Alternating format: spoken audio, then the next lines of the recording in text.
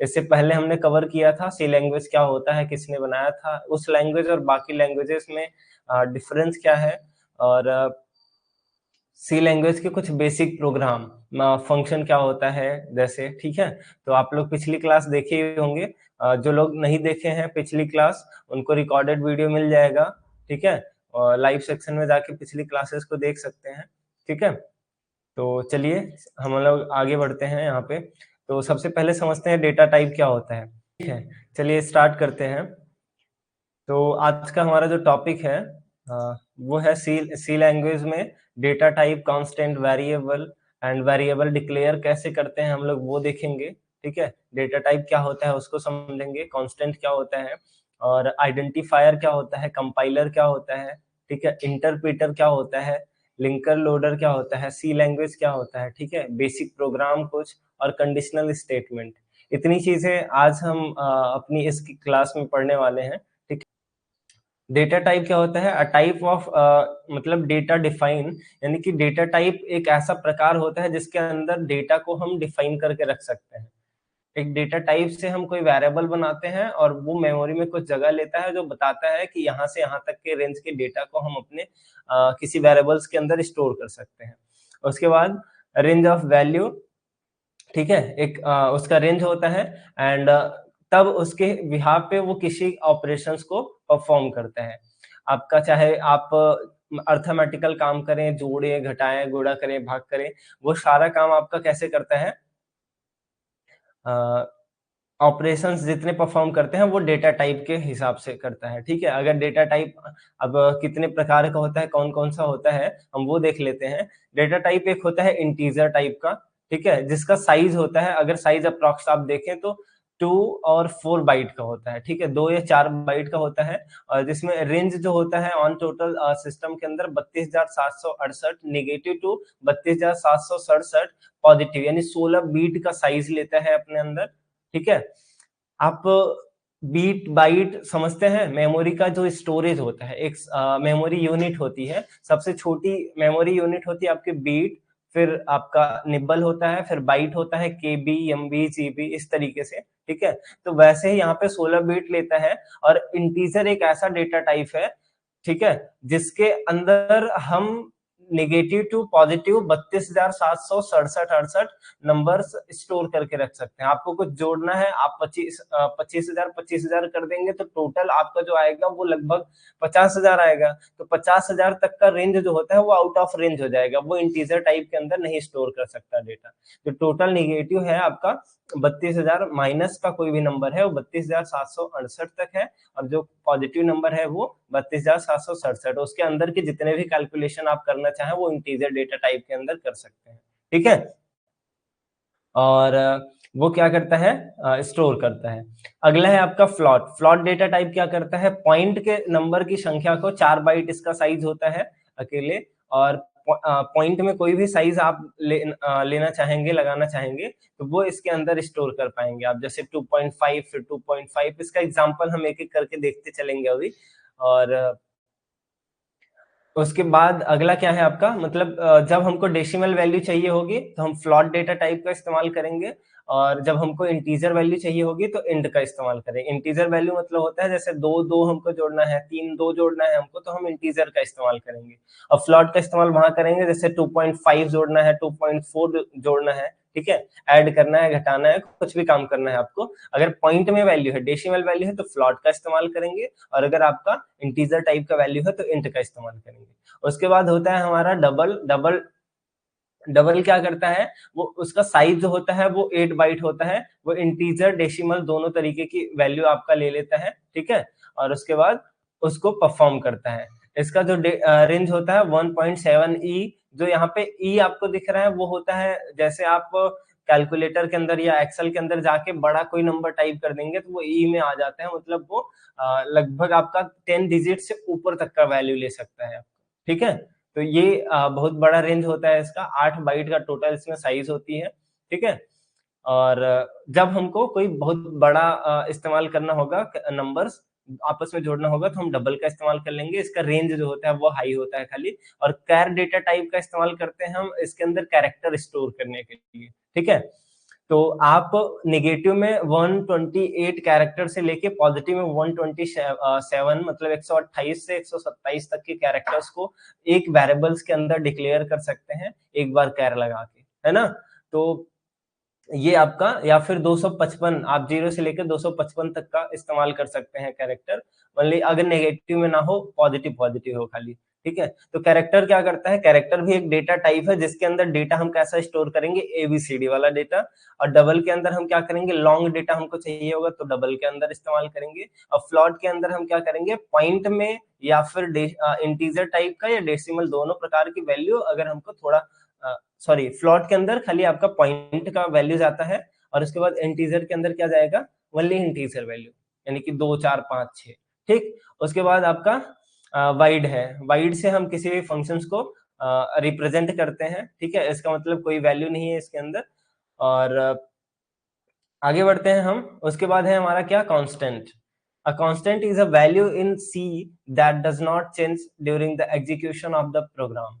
Constant क्या होता है, once define it remain fix, ठीक है, मतलब कि आप क्या करते हैं, फ्लॉट में इंटीजर में कोई भी एक डेटा टाइप लेते हैं और उस डेटा टाइप के हिसाब से एक वेरिएबल ले लेंगे, ठीक है, और उसके अंदर कोई भी वैल्यू ऐड कर देंगे, जो वैल्यू अभी करंट टाइम आप ऐड कर दिए हैं, रन टाइम में एग्जीक्यूशन टाइम पे उसको चेंज नहीं कर सकते, कांस्टेंट होता है आपका, ठीक है। अभी हम लोग एग्जांपल से अभी पीछे चल के इतनी जो स्लाइड पे हमने एग्जांपल देखा है इसको देखते हुए तब आगे बढ़ेंगे। 1 मिनट, चैट हम थोड़ा सा पढ़ते चलेंगे।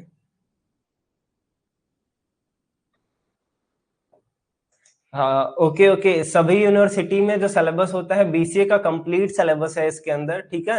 आप किसी भी यूनिवर्सिटी से पढ़ाई करते हैं डजंट मैटर, क्योंकि जो बीसीए होता है, बीसीए में जो प्रोग्रामिंग सी प्लस प्लस, जावा, पाइथन, विजुअल बेसिक, या फिर आपका जितने भी सब्जेक्ट होते हैं, मैंने फर्स्ट वीडियो में बता रखा है आपको क्या पढ़ना है, तो आपने देखा होगा आई थिंक पूर्वांचल यूनिवर्सिटी का। लेकिन ये यूनिवर्सिटी यहाँ से लोग ज्यादातर हमारे यहाँ के स्टूडेंट पढ़ते हैं, इस वजह से हमने बताया कि उनके सिलेबस क्या है, बट आप किसी भी यूनिवर्सिटी में पढ़ते हैं आप यहाँ से पढ़ाई कर सकते हैं, वही सेम चीज आपका रहने वाला है सिलेबस, और बहुत आसानी से समझ में आएगा आपको, कोई दिक्कत की बात नहीं है। अब हम लोग आगे बढ़ते हैं और यहाँ पे ऑनलाइन कंपाइलर अपना ओपन कर लेते हैं, क्योंकि आप लोग फोन पे ही कंपाइल कराने वाले हैं। सॉरी, ठीक है। तो बस थोड़ा सा स्विच करते हैं हम अपने विंडो को,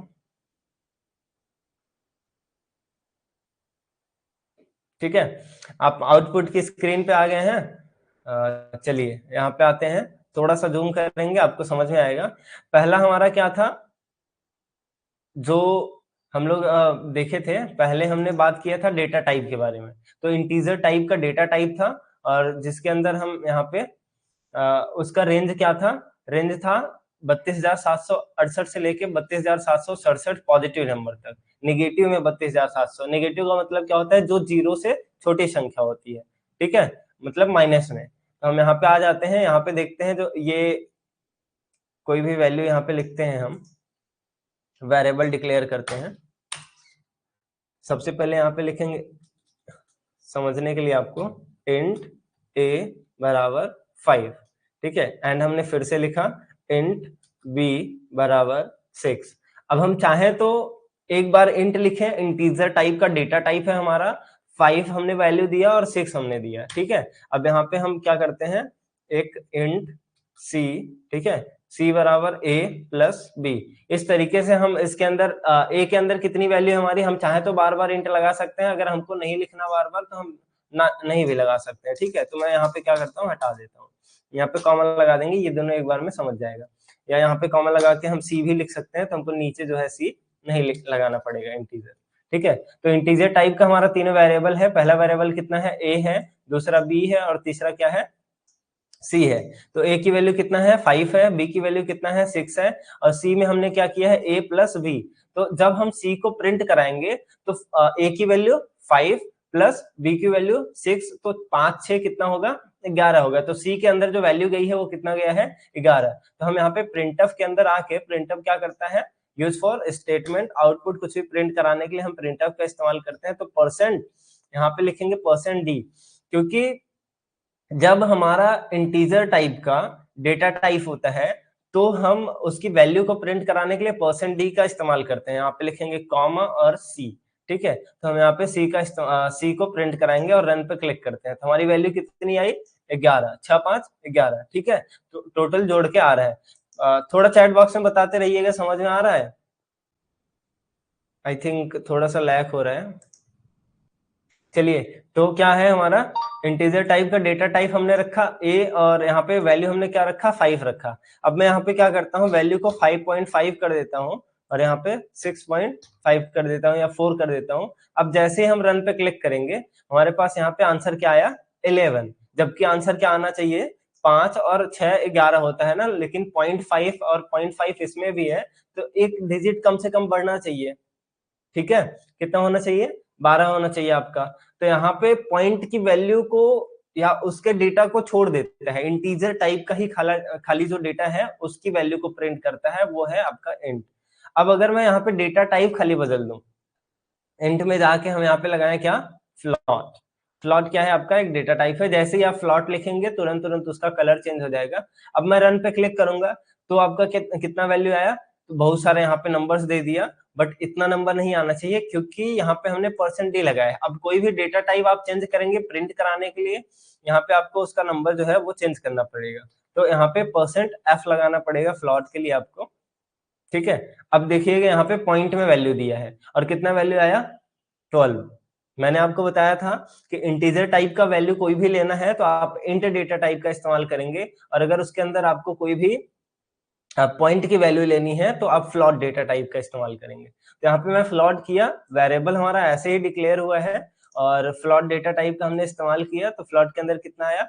5.5, ये दोनों जोड़ा, ठीक है, मतलब 5.5 और 6.5 टोटल अगर आप ऐड करेंगे तो कितना आएगा? 12 आएगा। और यहाँ पे पॉइंट में कोई भी नंबर चेंज कर सकते हैं, मान लीजिए 0.2 कर दिया मैंने, और यहाँ पे रन पे क्लिक कर देते हैं तो यहाँ पे 11.7, ठीक है, इतना आया है 000। बाकी आगे जितना उसका रेंज है उतने डिजिट में वो बता रहा है आपको, ठीक है। इतना क्लियर हो गया कि नहीं? चैट बॉक्स में बताते रहिए। आपको फ्लॉट डेटा टाइप समझ में आया और इंट और फ्लॉट में डिफरेंट पता चला? देखिए, आप लोग चैट में बताते चलेंगे तो हम आगे बढ़ते जाएंगे, ठीक है।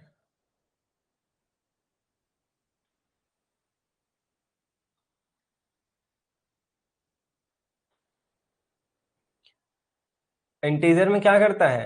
इंटीजर टाइप की वैल्यू स्टोर करता है, जैसे 1 2 3 4 5, मतलब पॉइंट की वैल्यू छोड़ देता है। और फ्लॉट डेटा टाइप के अंदर क्या करता है? फ्लॉट की वैल्यू स्टोर करता है। उसमें इंटीजर जो है, इंटीजर फ्लॉट दोनों आ जाता है आपका। उसके बाद क्या है आपका? Double data type. कोई भी रेंज जब आपका ज्यादा होगा, मान लीजिए हम अपनी फिर से वेबसाइट पे आ जाते हैं, यहाँ पे जो हमने लिखा है फ्लॉट, फ्लॉट के जगह पे मान लीजिए अभी हम इंट ही लेके चलते हैं, ये जो हमारा रेंज है, और यहाँ पे हमने किया %d, ठीक है, और इसको हम रन रन पे क्लिक करते हैं तो अभी हमारे पास आंसर 11 आया। बट यहाँ पे मैं लिख देता हूँ 5000 और यहाँ पे लिखते हैं कितना? 6000। अब कितना आएगा? 11000 आएगा, क्योंकि इसका रेंज जो है अभी तक काम कर रहा है। इसका रेंज मैंने कितना बताया था आपको? आप लोग चैट में हैं? ठीक है, कमेंट में कमेंट करके बताते रहिए, आपको नीचे चैट बॉक्स मिल जाएगा। कोई भी डाउट होता है तो आप वहां पे जरूर पूछ लीजिएगा, ठीक है, ताकि हम उसको सॉल्व कर पाए। तो आगे बढ़ते हैं। यहाँ पे हम देखेंगे कि 5000 और 6000 टोटल आपका 11000 हो गया। आगे बढ़ते हैं। अब आप लोग को एक चीज बताते हैं कि किसी भी वेरिएबल को हम डिक्लेयर कैसे करते हैं, ठीक है, वेरिएबल डिक्लेरेशन। यहाँ पे आपने देखा, ये पूरा हम यहाँ से बैक करते हैं, ये क्लियर, ठीक है। यहाँ पे हैज के साथ इंक्लूड, ठीक है, स्टैंडर्ड, STD का मतलब स्टैंडर्ड, IO का मतलब इनपुट आउटपुट, ये हेडर फाइल एक होता है इसलिए .h लगाते हैं। अब इस पूरे हेडर फाइल का मतलब क्या है? इस फाइल के अंदर आप इनपुट करा पाएंगे, आउटपुट करा पाएंगे, मतलब मेन फंक्शन जो है आपका वो वर्क करेगा इस हेडर फाइल का इस्तेमाल करने से। अब यहाँ पे हम क्या करते हैं? इंट मेन जो फंक्शन है उसको ओपन कर लेते हैं यहाँ पे, अब हमने बिगिनिंग ऑफ ब्लॉक लगाया और यहाँ पे टाइप करते हैं, तो इंटीजर टाइप का एक वेरिएबल डिक्लेयर करते हैं हम इंट। वेरिएबल का नाम हम कुछ भी दे सकते हैं, मान लीजिए इंट हम x लिख दिए, x वैल्यू 5, हम चाहे तो यहाँ पे खाली वेरिएबल लिख सकते हैं, जैसे यहाँ पे नंबर 1 कॉमा और यहाँ पे लिखते हैं नंबर 2, ठीक है। तो इस तरीके से वेरिएबल डिक्लेयर कर सकते हैं हम, लेकिन ऐसा कुछ नहीं कर सकते यहाँ पे लिख दे 2 नंबर सेकेंड नंबर, तो पहले हमारा गिनती नहीं आना चाहिए, ठीक है। और कैरेक्टर किसी भी तरीके का कुछ नहीं स्टोर करता ये अपने अंदर। आप यहाँ पे वेरिएबल डिक्लेयर करने के लिए कोई भी सबसे पहले कैरेक्टर ही आपको यहाँ पे लगाना पड़ेगा, मतलब ये जो साइन होते हैं डॉलर के, हैश के, परसेंट के, ये सब इसमें से आप कुछ भी नहीं लगा सकते वेरिएबल देने के लिए, ठीक है। वेरिएबल क्या होता है, जिसके अंदर किसी वैल्यू को आप स्टोर करते हैं। तो यहाँ पे हम क्या लिखेंगे, नंबर 1 कॉमा नंबर 2, 2 वेरिएबल हो गया, और तीसरा यहाँ पे लिख देते हैं सम, सम मतलब जोड़ने के लिए। अब यहाँ पे हम क्या लिखते हैं, इस वेरिएबल के अंदर नंबर 1 के अंदर एक वैल्यू देते हैं विच इज 34, एंड नंबर 2 के अंदर हम देते हैं यहाँ पे एक वैल्यू, यहाँ पे लिखते हैं क्या 54, ठीक है। इस तरीके से हमने एक नंबर दिया, और यहाँ पे प्रिंट कराने के लिए, आउटपुट के लिए हमको जो चाहिए रहेगा वो क्या चाहिए होगा, यहाँ पे प्रिंटफ का इस्तेमाल करेंगे, प्रिंटफ %d, क्योंकि इंटीजर डेटा टाइप है, यहाँ पे कॉमा लगाते हैं और यहाँ पे हम सम को प्रिंट कर देंगे, बट सम के अंदर अभी हमने वैल्यू कोई ट्रांसफर नहीं किया, तो यहाँ पे आके सम लिखेंगे और इक्वल यहाँ पे नंबर 1 और प्लस, अगर हमको ऐड करना है तो हम प्लस का सिंबल लगाएंगे, ठीक है। हालांकि सम का मतलब ऐड होता है, तो हम यहाँ पे वही करते हैं, जिस जिस चीज को कर रहे हैं उसी नाम से बनाएंगे तो आपका प्रॉपर समझ में आएगा। अब मैं रन पे क्लिक करता हूँ, यहाँ पे आपको क्या मिल जाएगा, टर्मिनेटर, यहाँ पे देखिए मिसिंग बता रहा है, एक लाइन हमने नहीं लगाया, तो यहाँ पे आके हम टर्मिनेटर लगा लेंगे और रन पे क्लिक कर देंगे। तो अब हमारा जो नंबर है वो टोटल कितना आया, 88, यानी कि 88 हमारा आंसर आया है। बट अगर हम यहीं पे वेरिएबल डिक्लेयर करते समय ये लिख दें यहाँ पे फर्स्ट नंबर, ठीक है, और यहाँ पे भी जाके चेंज कर दें फर्स्ट नंबर ऐड करते समय, यहाँ पे फर्स्ट नंबर, ठीक है। तो इस तरीके से बिल्कुल भी नहीं होगा, अगर हम इसको रन कराएंगे तो कोई भी वैल्यू नहीं आएगी। यहाँ पे भी जाके अगर हम चेंज कर दें, क्योंकि ये जो नंबर होता है ये पहले हम कोई गिनती नहीं लिख सकते हैं। वेरिएबल का मतलब होता है वेरिएबल, कोई वैल्यू नहीं। यहाँ पे देखिए बता भी रहा है कि इस तरीके से हम क्या करें, ये इंटीजर कांस्टेंट नहीं है, हम इस तरीके से इसको नहीं इस्तेमाल कर सकते, ठीक है। तो वही वेरिएबल को सही तरीके से डिक्लेयर करना ही आपका वेरिएबल डिक्लेरेशन कहलाता है। हम थोड़ा सा अगली स्लाइड पे यहाँ पे आ जाते हैं, और आपने देखा क्या, कांस्टेंट, कांस्टेंट का एग्जांपल क्या है कि हमने एक वेरिएबल लिया यहाँ पे, ठीक है। ये ये हमारा जो फ्लॉट है, फ्लॉट क्या है, एक डेटा टाइप है। थोड़ा सा कलर चेंज करते हैं इसका, तब समझ में आएगा, ठीक है। प्लॉट क्या है, ये हमारा डेटा टाइप है, और यहाँ पे एक p1 का हमने वेरिएबल डिक्लेयर किया, और इसकी हमने वैल्यू दे दी 3.4।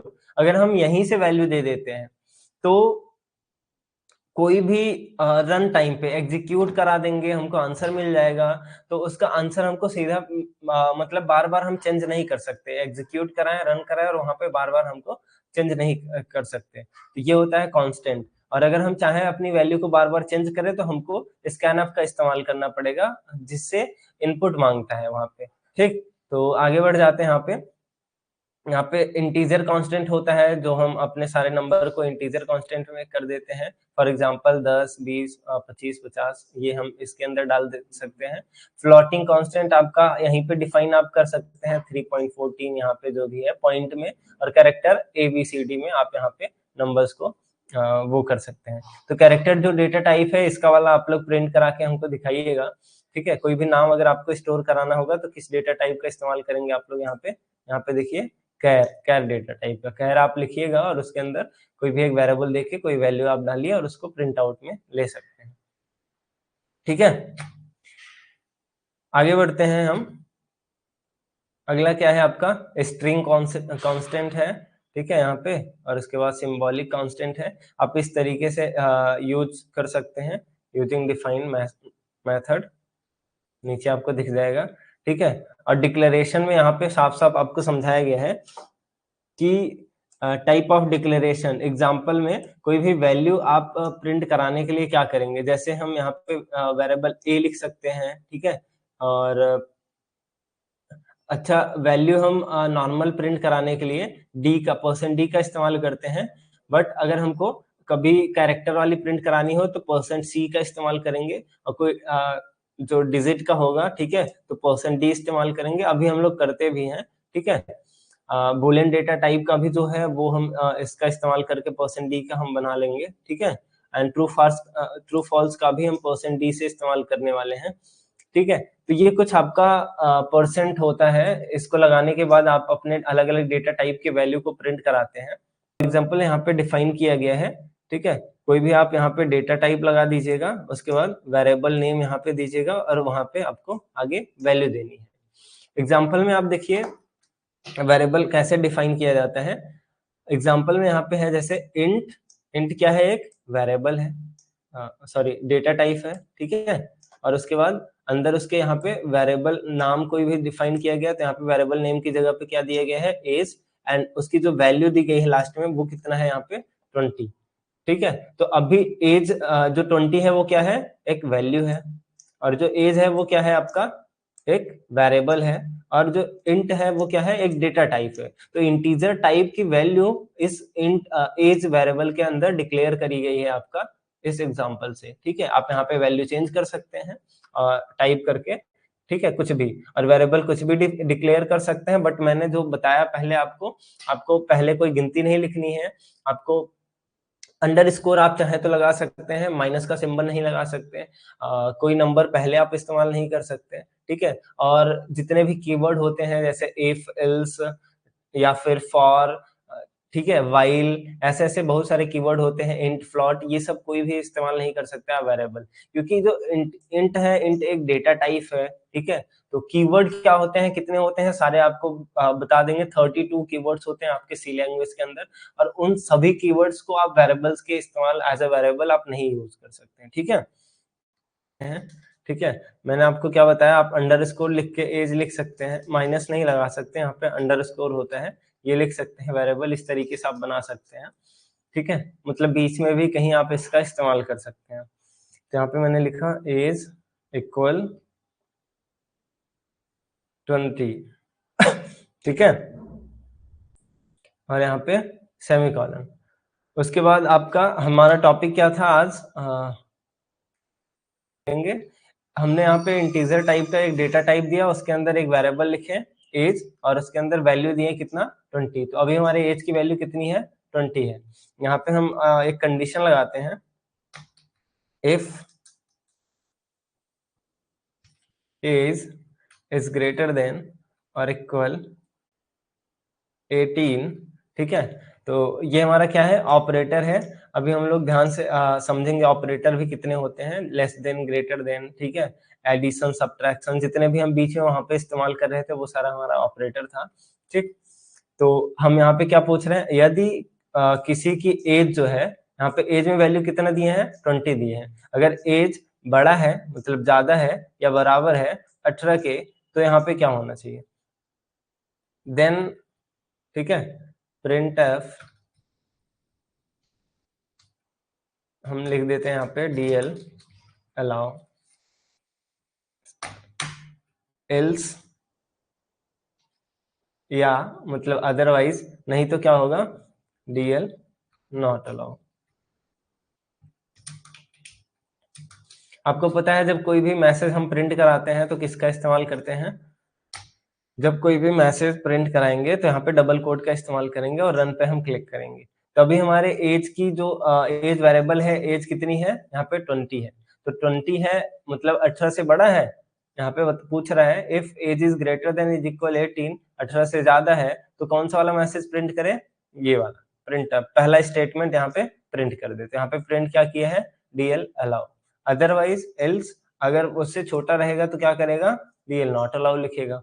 यहाँ पे हम वेरिएबल की वैल्यू जो है अभी छोटा करके देख लेते हैं, 15, रन पे क्लिक करते हैं। अभी क्या मैसेज आया, डीएल नॉट अलाउड, ठीक है। तो ये हमने एक मैसेज प्रिंट कराया, और ये इफ और एल्स का इस्तेमाल होके होता है, मतलब जब कोई भी कंडीशन आपको देनी होती है तो आप यहाँ पे इसका इस्तेमाल करते हैं, ठीक है। तो चलिए आज के लिए इतना ही, इतना रन कराइए आप लोग, मिलते हैं बाकी नेक्स्ट क्लास में।